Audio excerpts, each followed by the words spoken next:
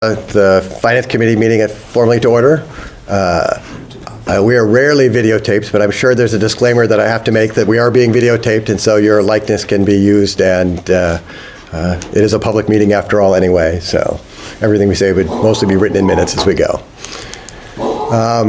Tonight we'll focus, this is our sort of preliminary school board conversation to try to get us a sense of where ballparks are at and where we're going. Our sort of final budget meeting you have scheduled for the 27th and 28th or 26th and 27th of February. Yes. Right. One for BMS and one for Tohoto, and we will be at those. To let you know that as tight as this season gets, the end of February, we have a couple, I think we might have another week or two after that before we have to actually be done with everything. But we'll get those numbers. We'll see what the whole budget looks like, and we stay in conversation as we go through this.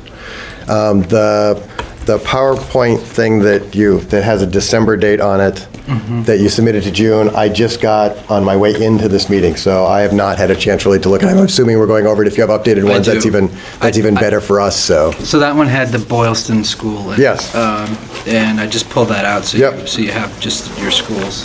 Okay. And the other thing, when we get to capital items, I have made it a crusade to try to close out all the old warrant articles, believing that, if you ask in fiscal year 17 for a project, you should spend it in fiscal year 17 and not have things delayed. The total balance as of 11/30, the most recent financial statements of all your open warrant articles, is $94,900. Really? And so that could, in theory, be the source of some funds for some of the things that you are looking to do. I'll go over them in one by one when we get to the capital stuff, so we can talk, because some of them might be still planned, especially the ones from 2017 that you've not spent yet, but some go back as far as 2013 that have not been spent. So we'll get to those when we talk capital items. okay. I have a list with updates on all those. Good. We'll join you in your crusade on that. Yes. Yes. And so let's get into how the year is looking, Sure. fiscally at least. So I'll go through by school. I think Yep. that's the easiest. Just a quick, just in the interest of time. Yep. I'm gonna process these. Basically, we asked Karen Molnar, the interim superintendent, and I worked and asked principals and administrators to prepare level service budgets with an inflationary increase of 2% to cover vendor costs, except for items where we knew of differences, like we knew what payroll was going to be based on union contracts. Transportation, their contracts go out 5 years. Benefits, we know that they're going to be, not for Berlin Memorial, but for the region, in a range specified by our provider. So for those items, we did not hold to 2%. And then we asked them to prepare above-level service requests, which we went through and reviewed and prioritized, and included the ones that we felt were most important to include. And in addition, a specific area of focus was curriculum replacement, materials. We have some dated materials and some new standards. And we really, in our budget, have mostly budgeted for consumable materials, like for art, for music, and periodically for one-off things as they occur.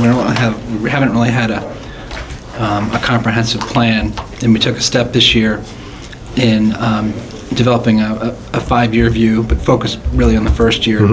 And the idea is, once that's in the budget, that we would cycle things through, and we wouldn't be asking for additional money for that every year, but we'd have it at an amount that where it's basically, we're going to look at what our biggest priority is and use it there.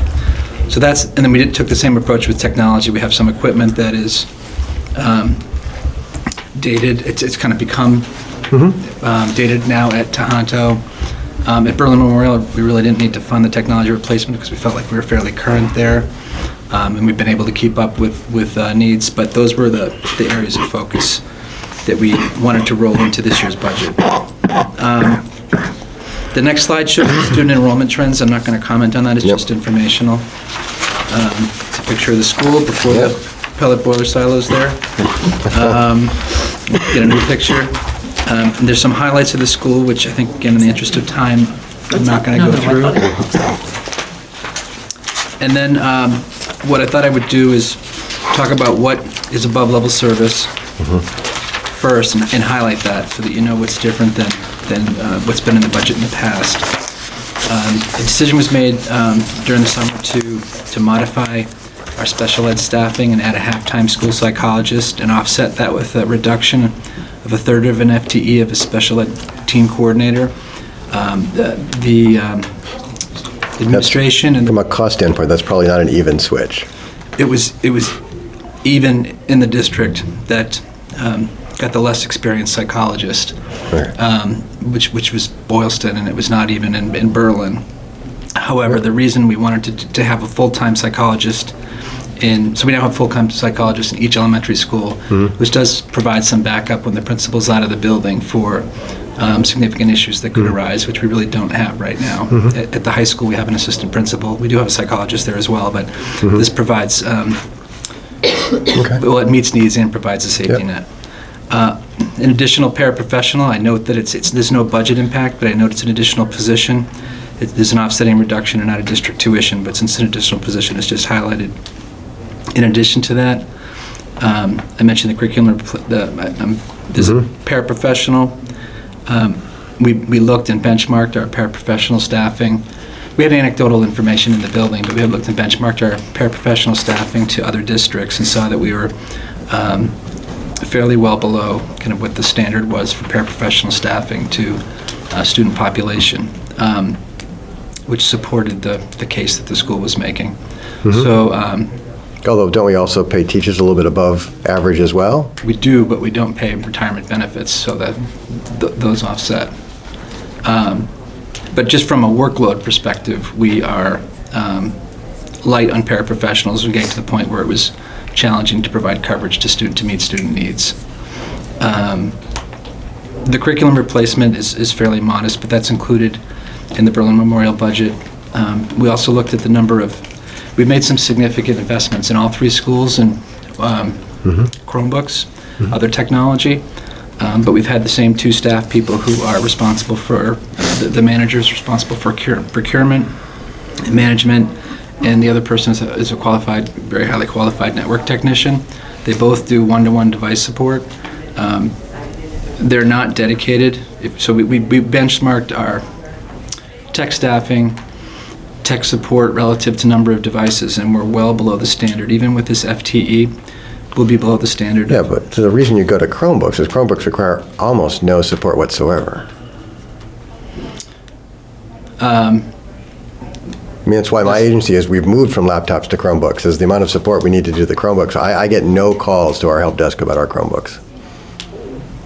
I can, we can look at that. Right. But I mean, there's laptops as well. There's Yeah. different ages. It doesn't mean you don't necessarily still need more, but the idea that you should benchmark to other places, I think when you have good technology, and I think that the division has done a decent job at decent technology, the good investments are done that way because they don't require as much ongoing support. When you look at the total cost of ownership of things, spending a little bit of extra up front or buying some of the right devices. I was very happy when you guys went into Chromebooks over some other technology out there because they don't need the support on the ongoing basis. And they last significantly longer. I mean, they break easier, but they're also cheaper to replace when they do that. So. Yeah. So, I mean, we Yep. can look at that further. Another factor is that right now we have 3 buildings and 2 people that can provide support. And we do have a bit of, well, this happens periodically where there's wasted time. For example, if you're doing an assessment or state-required testing and there's an issue, you're going to have to drop what you're doing in one building, and then you're going to be commuting 20 minutes from one building back to another, and there is an inefficiency with that. So we've had significant growth in devices, but the same tech staff. And then the business office support, we benchmarked ourselves against 3 other districts, 2 superintendency unions like we are, and one regional district. So, I've said, well, if we regionalize, let's look at that as well. And each of them has either 4 to 5.5 FTEs. One of them is about the same size as us, has 5. So this is for a 12 hours a week position and a slight upgrade to one existing position with some increased responsibility on it. So it's a small step to try to bridge the gap there. So I thought it was important to kind of spend a little bit of time on the above-level service requests.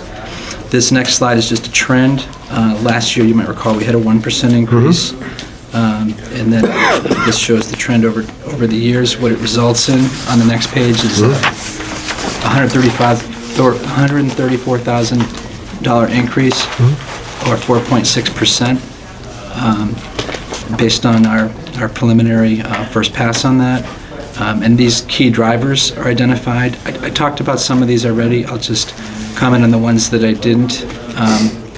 The increase in specialist teacher salaries is not really an increase in the cost.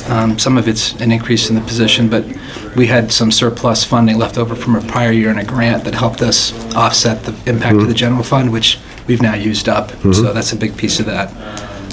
The 15 and 14 for sped transportation costs and medical therapeutical costs relates to some new needs for student that were identified that we'll need to provide. And there is a reduction in the out-of-district tuitions. So those are there's some small things as well, but these are the highlights. The next slide just shows. And isn't reduction in out-of-district tuitions actually a good sign? It means that more local kids want to stay in our schools, right? I think that refers to special education. Okay. Yes, yeah, Okay. this is just special education. Had Okay. the student moved up to Tohoto then? Probably. Students? Yeah. It's, that's part of it. The other part is we're able to, some of the costs, we had a student move out that was in district, move out of town. We had another student move up to Tohoto, but that actually was last year. And we're able to utilize more of our we got a little bit more circuit breaker funding. So we're able to use that instead of the general fund. So a few things. But your question about students opting for different districts, that is, this is a very low number in Berlin, and it's that's paid for by the town. It doesn't appear in the school budget. For the elementary school, For the region, it's paid for by the region. The next slide is a Department of Elementary and Secondary Ed kind of cost category. This is a view. It's a standard way of looking at the cost within a school. You can see that the main increases are instruction and a decline in tuitions, which is, we typically want to see there's a cost increase, we want to see it in instruction.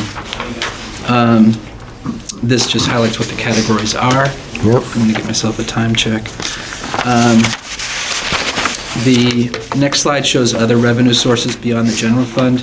And just a quick comment on that, I tend to look at the after-school, preschool, and school lunches self-sustaining programs that really aren't necessarily providing support to the school. They're providing support to a school-related program, and they're funding themselves for the most part. At least for school lunch, we get a little bit of support from the general fund. But the first two are revenue sources to the school that help offset the general fund.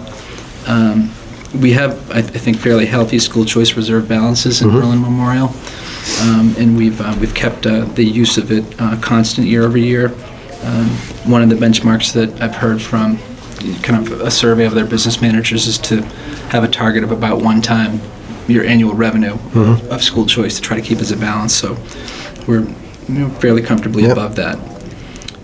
In circuit breaker, we have additional revenue, and we spend that the year after we receive the revenue, which is kind of a common practice.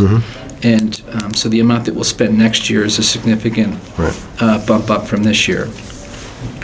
Right, and for the school choice, when you talk about expected expense, I think because you were so low in your budget last year, said use much less school choice, because you came in with a budget, I think, that was flat, and we said, no, we'll take a 1% increase, because we know that a flat budget is non-sustainable in the long run. Right. And so I think that anticipated expense is probably lower than that, because we were hoping to build a little balance in this fiscal year so that maybe your request is not 3.9 or 4.6%, it ends up coming down because we can use a little bit more school choice. Right, you're right, but the original number we presented was 137. Okay. Or 100, so we did ratchet that down. Okay. And we're planning to spend.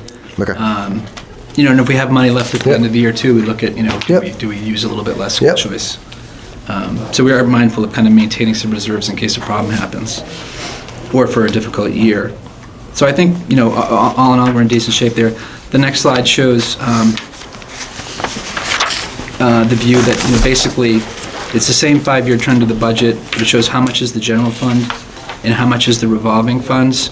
And what this just says is the overall Spending in the school is increasing 4.9%. The impact to the town from a tax perspective is the general funds is 4.6. And really the only difference there is that we're using in the revolving funds an increase in that circuit breaker revenue that I talked about. So other than that, it would be pretty much essentially the same. So this shows kind of a healthy balance Yep. between the use of general funds and the revolving funds. So that's where we are on the operating budget. And if we get new information, we'll look to make updates. Yeah, governor's budget's not out yet. And, Yeah. And the other things, I mean, obviously as head of FinCom, I like smaller increases over larger increases. I think 4.6 as a starting number is a nice place to be starting. I don't have everyone else's budgets yet. We're missing actually Tohonto's and Assabette's and police and fire, which are all of our largest budgets, so I have no sense yet. I'm hoping, I mean, budgets were due January 1, so I'm hoping in the next week or so to be able to get back to you folks about, look, if we give everybody everything they ask for, this is as good or as bad as it is. And I think then we probably are looking at somewhere across the budget cutting X or Y. You'll know that since schools are the biggest part of it, that we'll probably look for some of it there, but I don't know quite yet. It's also the other big number that comes in with the assessor's office, which is going to be here next, is what new growth is for next year. Because that also can take some pressure off more than the 2.5%. So When do you find that out, just out of curiosity? I'm hoping to find that out at about 8 o'clock when the assessor presents to us. So Tomorrow? Oh, tonight? Tonight, yes, Oh, yes. okay. And so when we start again, they'll give us a sense of the budget, and we'll get a sense again of we think we can handle as a town, let's say, $600,000 worth of increase between new growth and 2.5% and a increase in meals tax. But the departments have asked for 400,000, or they've asked for $1.5 million. I can tell you, looking, the preliminary stuff that I've seen and the gut that I have is that the operating budget's going to be a little bit easier this year. The capital requests look like they are going to be 3 or 4 times the amount of money we actually have. Okay. And so it will be interesting to see what happens. Now, I think some of those, not necessarily yours, but there's some out there that I think were more pie in the sky and were designed to be killed so that their second request actually makes it through. So we'll see where those get us as well. So I did, so just 2 comments quickly on the Tohoto one. We don't get the foundation enrollment information from the state until the end of January, and in Right. our February presentation, that's when we break out the Tohoto budget by town. Right. Which has been past practice. Much even I ask each year, because I know that there's the foundation budget stuff, but I get that the percent of Boylston versus Berlin does drive a percent of the total budget. And so I know that if our percent goes down by 0.2%, that our increase is going to be relatively small because Boylston never likes spending a penny and they're going to get a lot more. And if it goes up by 2 or 0.3%, then we should be expecting a bigger increase, and I should be more nervous about what our budget looks like. And so I always I don't know if you know what the ratio of Berlin to Boylston was on October 1st, but if we can get that at some point soon, that would be great. Yeah, we have the student enrollment, the way Right. the foundation enrollment is calculated a little bit differently. Okay, It'll be a priority for us to look Okay. at that. okay. We do have 2 other things here. We have Yep. capital requests. Yep, The first 2 are health and safety related. The second one, we have air conditioning equipment that nobody's going to service anymore. We actually had somebody fall in the Right. building recently, a contractor, and he's okay. But it's not, we need to maintain some air conditioning units, and we were troubleshooting them in the gym. And Yep. so we had an initial design study done last year. Yep. And this is the first proposal that we've obtained.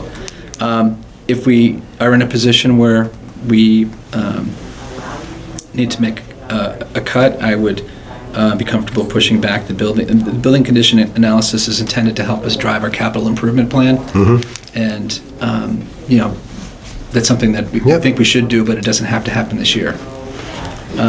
The water filtration system, we would be returning some money on another capital article. We were going to put a filtration system before the dishwashing equipment, and we think we should get a system that's a little bit more robust and move it back before the boiler, the new pellet boiler.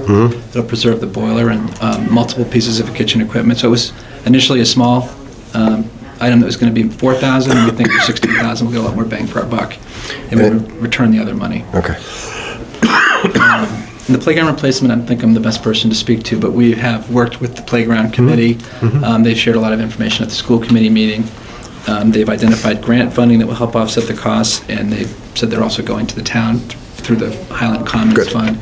So this is what we said we would bring forward as a Yep. piece, but it's a piece of a large. How much is this done in coordination with the town rec committee? Is that when you talk about the playground? Because there's They're a, separate. There's a, Okay. there's a walkway for Right. recreation. right, And the playground is separate. They both submitted applications for the mitigation money, okay, 50,000 each. okay, I think they're planning to do fundraising too. yep. Yeah, they are. So Bob, what is the 103 for the gym HVAC? Is that, What that's just to what's get it access entail? to it? Stair access and then steel beams, so they basically are, they're balancing on joists, and Yeah, could fall through the ceiling, basically. So they would put in some steel beams, and they would build a stairway so they can get up and walk in there and access Do the they get units. up there anyway? Do they get up there for things now? no, that was the problem, I think, I remember from, was Scott his name, the guy who Yeah. did? Yeah, that you couldn't actually get the AC unit to do repairs. Okay. Now you can get to it through an access port, but you're gonna fall through the roof, so. And somebody recently, well, they didn't fall through the roof, but they fell, and I think they landed on their shoulder, and they're a resident of one of the two towns, and they're okay, and they don't want to pursue it, so I think we were fortunate, but, I mean, it's a little bit painful what it costs, but I think that, Right. we can pursue it more and see if there's any ways to. Well, right, and this is your first quote, and sometimes the first quote, you find better ones, you think of better ways of doing it, so. Right. And the person who I have came up good with- faith that you'll find something that's cost-effective, and 103 could end up being cost-effective, you know? Right. And maybe the person who came up with a great idea, maybe Yeah. somebody else can use their idea at a lower cost.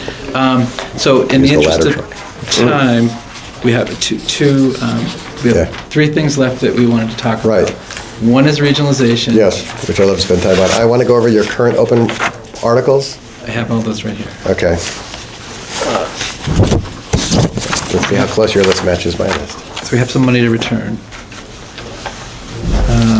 I didn't put a subtotal for the open dollars.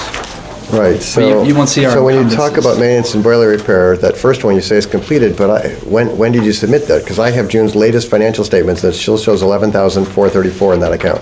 Do you have a copy? The first one, Yes. that's been spent this year.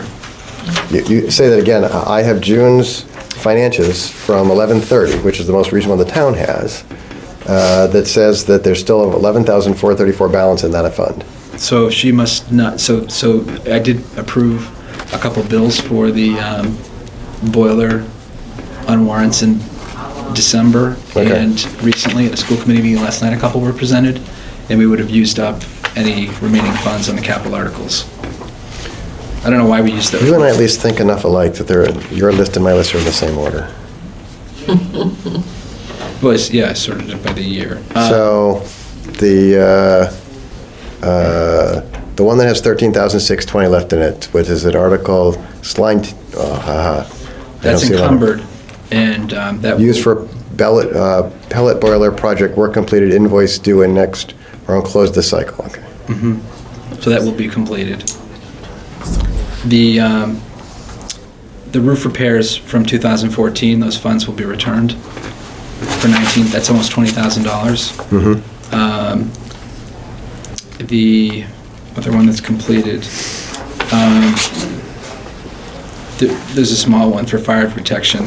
I mean, we do have I think we just thought we should close this out if we have a Right. separate article for $30,000. For $467, substantially all that work's been, basically it's completed. We're not going to look to try to use up the $467, and we probably Right. could, but the security system is, the core work was done, but there may be some additional devices that need to be added, so we wanted to hold off on that and anticipate using some additional money. The filtration system I mentioned on the repairs to the dishwasher, if that is approved for FY19, we would be returning most of the $4,000. We probably would need to do a one-time repair before the year's over, because we don't have a filter on the dishwasher now. But aside Okay. from that, most of that would be returned. So that we'll end up closing all of them out except for the upgrade of the security system and the sealing of the windows? Is that the one you want? Sealing of the windows, anticipating spending some of the second roof repair ones down the 16,000, but that some of that will be returned. We just don't know what yet. Steve needs to prioritize what the work is Right, but there. when we talk about closing out, we're talking about closing out a town meeting at the early part of May. Oh, so for this year, I don't think that we would be closing out that one then. I think we would close out the first one for 19,000. Because we gave it to you in 16, so that's 2 years to do some roof repairs. Either they were critical, absolutely needed roof repairs, or they weren't. I agree with that. We have had a significant backlog in not just this district, but Right. in Boylston Elementary as well. Steve's made a lot of progress. This list was a lot longer in both districts, earlier than, I'd say about a year ago. And I anticipate by this time next year, we did make a little bit more progress in Boylston, so we only Yeah. have 2017 to 2018 open. Okay. Boylston now. And once these encumbrances, once we get billed, you're not going to have many left here. Okay. And when we have this discussion next year, you're not going to have a list that looks like Right. this. And this Well, list we- looks we will- better than what you would have looked at last year as well. I Yep. want to add that. Okay. Regionalization, which is much more exciting. You want to see? I can see. Do you want to hand out the second page? I have both, actually. with me, so. And so we'll revisit Tohoto at another time when I have more of the breakout.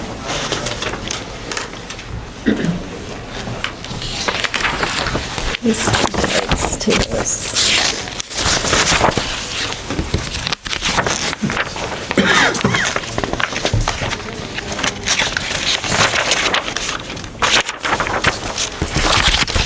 There's got to be a more efficient way to do this. Well, I can hand it to Okay. Thank you.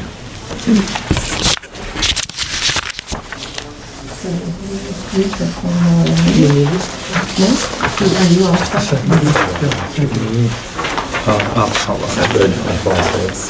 And you'll need this, I will. the financial. Oh, yeah, I guess I will. And give them to Andrew. Thank you. So, 4 people here have been a part of this effort. There is a subcommittee that's been exploring the possibility of regionalization. That may feel like once again to people who have been around for a while. The group started working back in, we actually started the discussion several years ago at the school committee. We conducted a couple of feasibility studies and then finally decided that it was worth pulling a group of people together. And that group is on the back side. You can see who has served on the subcommittee. The purpose of the group was to explore implications and desirability of full regionalization, focusing on the most important factor being educational benefit to the students.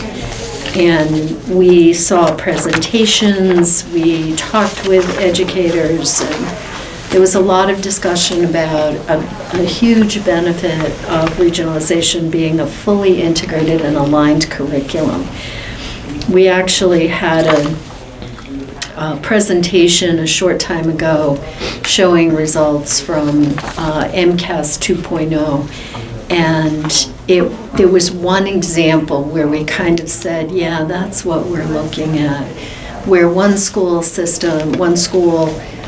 had a very different result than the other school, and there was discussion between the principals about would that have looked different if the curriculums were fully aligned? And the answer was kind of maybe not, because of the fact that one school was focusing a bit more on writing and the other school did not have that as closely integrated in the curriculum. So that's an example of alignment in curriculum potentially driving student benefit and student learning. The plan going forward, the timeline is that, oh, go ahead. We didn't we have a curriculum coordinator that helped coordinate all curriculum? We were able to coordinate curriculum between the districts even without regionalization, weren't we? They're not fully integrated. The curriculum are not the same. And so what can't you do as 3 separate school districts about curriculum that you can do if it's integrated? Well, I think you can do it. I mean, I speak from someone who just came from a place that had not 2 towns, but 5 towns that were separate towns, and you can do it. But it makes it very difficult. It's just a duplication of effort. Because for every time you try to align your curriculum, there's professional development that goes along with it, there's all of those other things that go along with it. And it's much easier to align professional development, for example, if the district is one district and not 2 separate districts. So if it's 2 separate districts, you can't, like Berlin can't do a professional development and just invite teachers from Boylston to come over? It's not something that's not something that can happen? Our experience over the last maybe 3 or 4 years Right. has been that there have been tremendous efforts to sort of make this look like a region and Right. to align professional development and to do as much as was practical around curriculum alignment. But it's not been a full integration. Another piece that directly contributes to student learning is the time that the central office is able to devote to student learning and curriculum as opposed to some of the other tasks which have been time-consuming and inefficient. And if you get regionalization to pass, you have agreement from the 3 unions, they will consolidate into one contract and one union? Let's get to that. The next Yep. next point, after the timeline, Yep. is what's the impact on teachers? And there are currently 3 unions. The teachers will determine which union they're going to go with.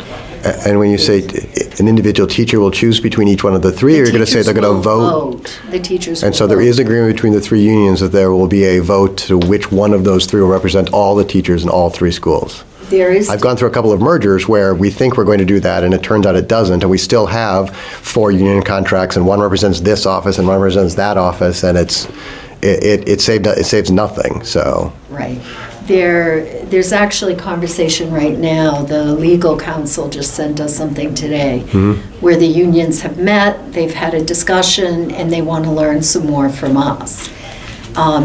The assumption, which I think is not an unreasonable assumption, is that where we're going to end up is very close to, if not on the Tohoto, not necessarily, I don't know if it's a foregone conclusion that it's Right. Tohonto's Right. union, Right. but it's likely to end up being. And they say that we'll start paying retiree benefits starting in 2019. I don't see how you can come to the conclusion that we're paying retiree benefits and it have a net reduction in cost to the town of Berlin.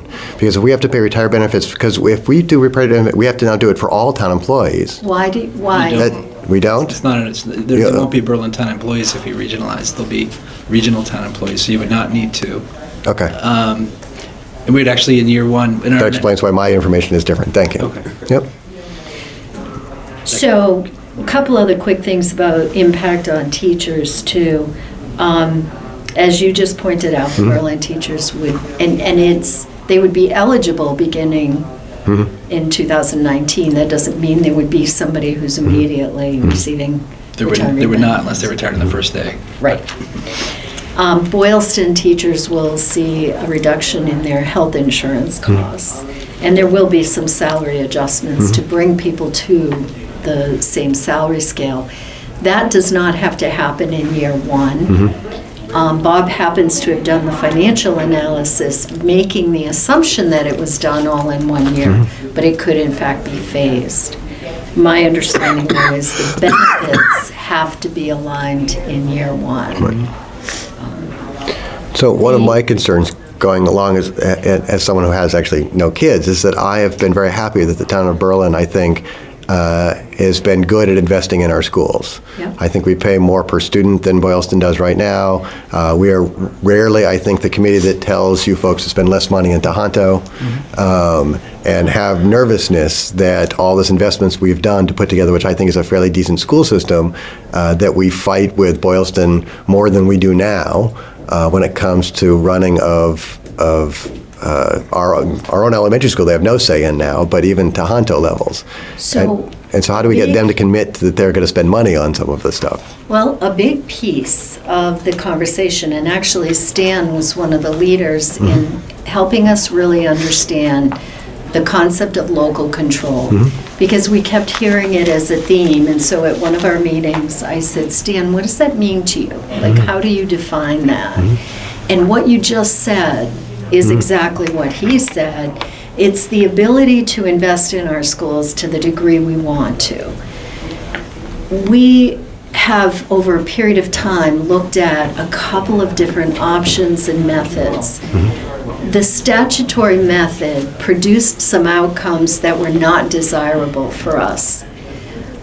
We were fortunate that our attorney, Russ Dupre, has been working with, obviously, other school districts across the state, in particular worked with Mount Greylock.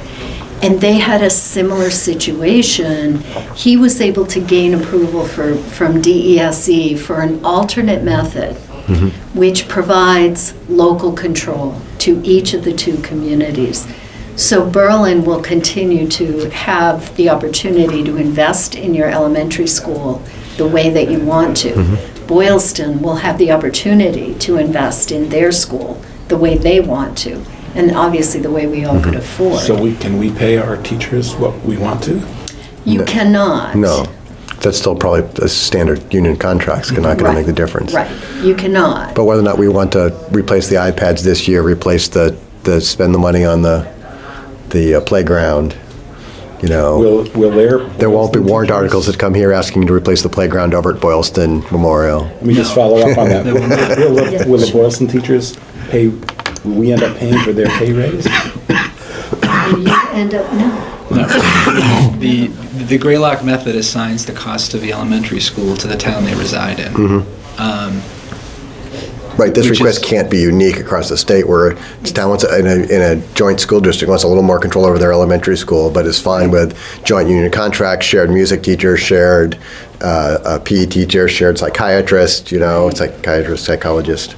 And that's a great point. Yeah. That's another one of the benefits, is that ability to share teaching resources, that we've struggled with that over the last few years. In particular, the issue of the music teacher at one point. I've always thought the way you do it is one school district hires it full-time and then contracts it out to the other one for the right appropriation of the cost, so they get the benefits and they get the benefits being the bigger part of it. They get paid on both scales. So if they're half-time, so we've had teachers who are half-time and our teacher in each district. Right. And they get paid on one scale and by Boylston and another scale Yeah. by Berlin, and their benefits go to there's a rule, I don't know, Yeah. I don't remember off the top of my head, but anyway. Another important point that we explored, there are 5 or 6 different options you have for governance for how the school committee will be constructed. Although there are population differences between our two communities, the subcommittee and the school committee as a whole felt strongly that we want to approach this as two equals in a partnership, and therefore we would like to maintain the 3 and 3.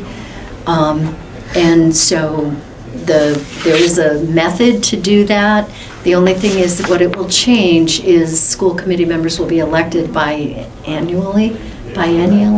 Every 2 Biennial years. 2 years. election. Thank you. They'll be elected every 2 years in November instead of at town meeting, and that's by law. If you use the method we're using, you have to tie it to your state or federal elections. So that will be a change for both of our communities. The school committee representatives will be elected by both communities, but there is a requirement of residents, so we have to end up with equal numbers from each community. So 3 and 3 is what we're proposing. And both communities will be voting for Boylston members, and both communities will be voting for the Berlin members. Correct. So it's a little different. Yep. Interesting. Yeah. I don't know if I like it or not, but I think it's one of those that like it or not, it'd be interesting to try it out. And I'm sure if it didn't work the way we want, that towns would get together and say, okay, let's renegotiate how this thing works. So Absolutely. The last piece I think we've already alluded to, which is the efficiencies. There are examples, I mean, one example is negotiating 3 different teacher contracts, which is both for school committee members, for teachers, and for superintendent. It's a big task, and it seems like it's always coming up. There's always a contract coming up. And then obviously redundancies in financial systems and the need for, and the director of grants and curriculum is probably the first one to say there are many examples she can share of grants that have to be filed, 3 different grants, 1 for each district. Well, you talk about that we lose some grants by doing regionalization. There's one grant, which is the Rural Schools Grant. Right. Which we would no longer be eligible for. Are there grants that you would become eligible for because of this? Not off the top of my head that I know about. We would get more, we would get regional transportation aid that we don't currently get. And we get an additional bonus aid of Chapter 70 Right. For regionalizing. One of the negative consequences of regionalization that doesn't affect the schools but affects the town is if BMS students become part of the region, there is no longer a critical mass of employees at the town level to qualify for group health insurance. Actually, health insurance was a conversation, though. We thought you were you're not part Maya. of Maya? We'd have to join, our choice would become much more limited then, yes. We're not necessarily part of Maya at the moment, but we'd have to, Dennis is quite concerned that the pool that we can go into, we can't go into anymore. And it will change the way the town health insurance works. I see. The other point that a teacher... And it could also be weird that in Boylston, because we're just below that threshold, Boylston might be a big enough town that they're still just above that threshold, so it might just have a disproportionate impact on us. But it's something we'll look into, and I think Dennis is looking into more, and if it becomes something that is of a more than a passing concern, a more significant concern, I'll let you know, and we'll figure out how we address that. Yeah, I don't know Yeah, if there's potential that's solutions. helpful. Yeah. There was, somebody also suggested what could be a mitigating factor, which is that at some point, I think maybe the town wanted to make some changes in health insurance that would have reduced the costs, and Yeah, the teachers substantial. Yeah, posted. were Yeah. in opposition to that. So now that group's going to be out of Right. that particular. And they'll go to the Tohoto insurance, which is the direction we wanted to go anyway, so, yeah. Okay. The health benefits for retirees Yes. in Boylston, will they now have retiree health benefits? They do. They now. do now. already. They do, okay. Right. What's always been the issue or the conversation is that in Boylston, Biggest the cost savings teachers the health make a insurance little change that we less, wanted to make. but they have retiree health benefits. In Berlin, the teachers make more, but have not enjoyed the retiree benefits. So there's a little bit of offsetting that's going on. The Boylston teachers, Bob and I actually looked at what the adjustments would be, and they're not as dramatic as we thought they could have been, which is why I think you included it all in 1 year, as opposed to phasing it over several years. The other thing is the teachers will save on their health insurance in Boylston. Right. That's not to say we would do it in 1 year, but for analytical purposes, we wanted to show the Yeah, impact. yeah. Yep. Your timeline is still to bring this to both towns' annual meeting Correct. in May, which will be a fun logistical nightmare for you, and that both town meetings are exactly the same time. I know, that's so hard. Is there any way to move things on the warrant? Well, yeah, so both selectmen control the order of things on the list of articles.